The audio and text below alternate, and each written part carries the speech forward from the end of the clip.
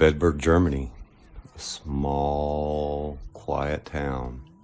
Our story ends on October 31st, 1589, with the execution of a supposed werewolf. One of the most brutal executions in history. This is the story of the werewolf of Bedburg. The story of Peter Stubbe, or Peter Stump.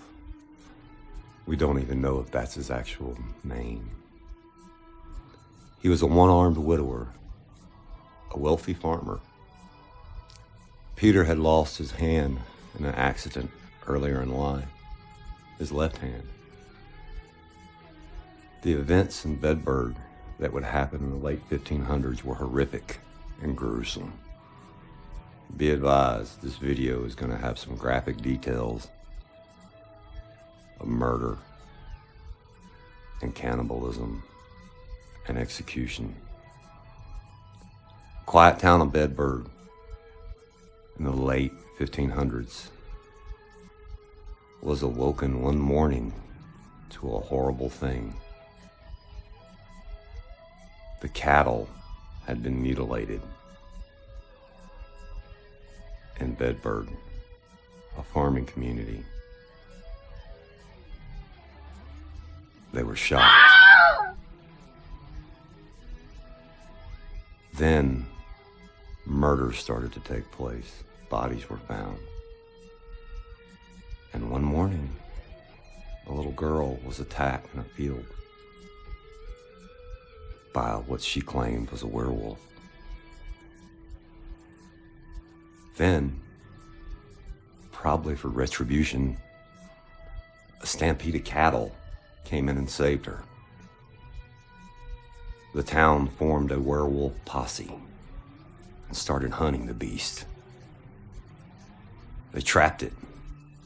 The beast had to gnaw off its own left paw to get away.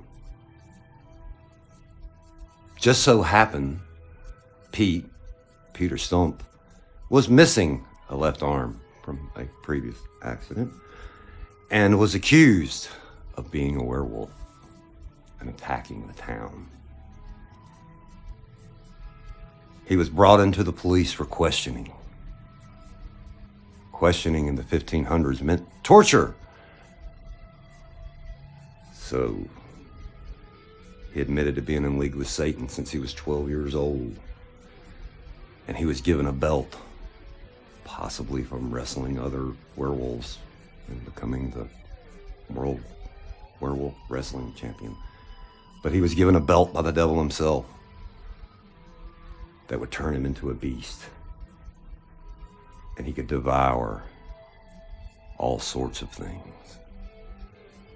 And remember, this confession was given during torture. Is it reliable? The man was missing his arm before the incident with the little girl. Possibly. Did Peter Stump do it? Well, he went to trial and was found guilty. A few days later, one of the most brutal executions would take place. The town of Bedburg was going to show the world what happens to witches and werewolves when they disturb their quiet little community. Peter was taken to the wheel. A blunt axe was used to break his bones. His family would be joining him soon because they were found guilty too of harboring a werewolf. Pete was tortured before he was killed. It was horrific. Look it up. I'm not going to get into very much details. But after Pete was killed, executed, his head was removed.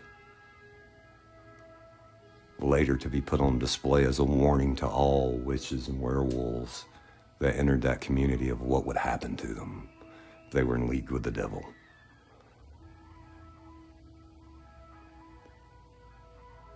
A fire was started. His family was burned at the stake.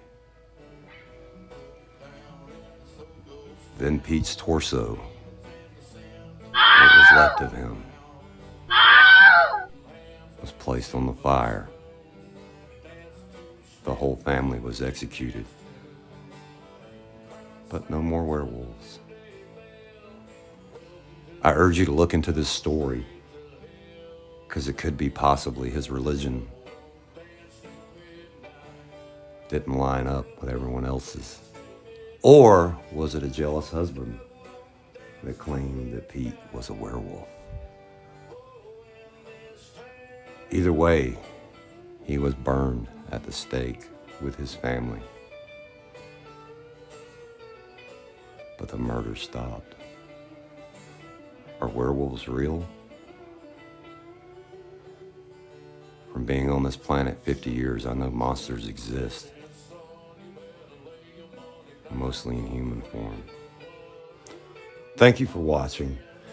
This video was an attempt to give people an idea of a Facebook group, Mr. Ballin is Everything, an idea of how these videos are made. If you get a chance and are a fan of the strange, dark, and mysterious, check out Mr. Ballin, a former Navy SEAL turned YouTuber, now podcaster that tells stories of the strange, dark, and mysterious. Please check this guy out. He's great. It's an amazing thing to do, to just sit there and listen to stories of true crime and some historical events. It's pretty interesting. Thank you for watching this film. My name is Matthew Stone. If you have an opportunity, check out my new YouTube channel called The Warchive, South Carolina Military History. Thank you for watching. Have a great day.